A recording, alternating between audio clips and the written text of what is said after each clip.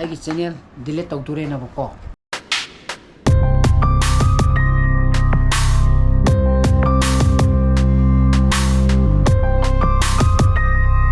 Good evening guys, welcome back to my channel. Mayam nungaibirina khali.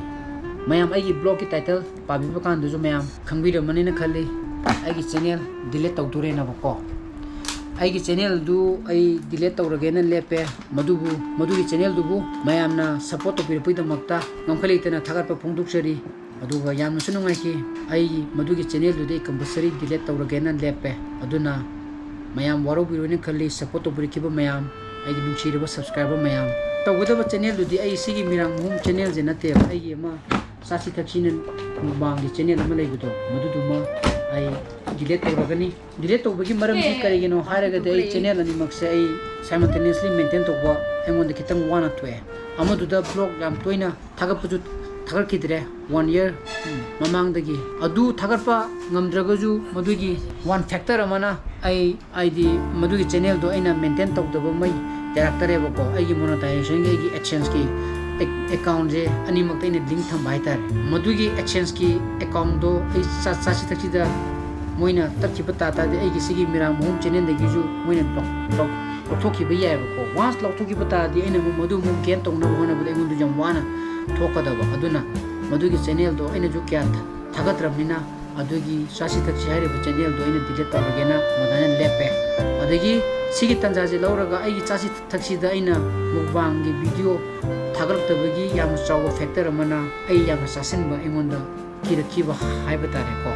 growth podi yam thina legi ko at short duration da ai hoji 12.5k ra modana phangki ko aduga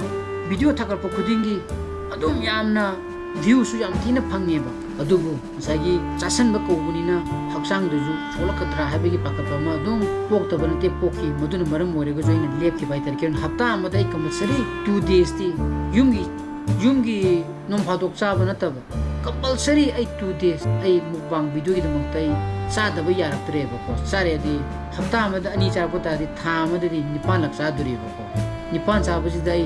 sometimes 10 gumbudi chaduri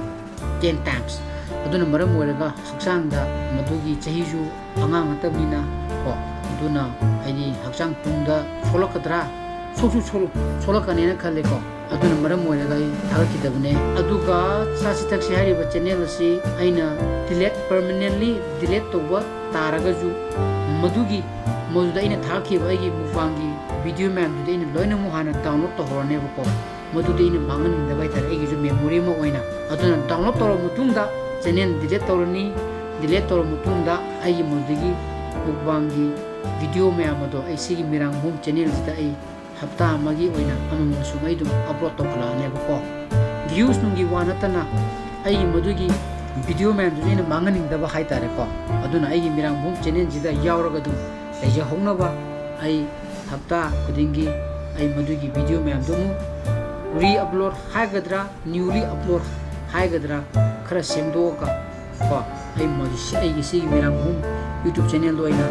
upload tawrani aduna both side ta ai Mirang-Mahum channel du subscribe to biwa chasi thaksi du subscribe to biwa gi nungshiraba subscriber amukazu hanjanna ai video du yem bakram makai dum yoni madui da makta waro biroine khalli ai athuba matamda ai madugi chasi thaksi hale gi YouTube channel du ai delete tawne ko aduna madubu support to birikiba mayam ai gi nungshiraba ko subscriber ai follow to biwa mayam nadi yam thina di nungai roi waro biroine khalli ko masihara gai matang sida ngasi blog matang introduction jaraga ai blog par ma thogadi like to biramo share to bio ono views oi biramo subscribe to biramo ko channel ba chale bio so please be safe and be healthy bye bye good night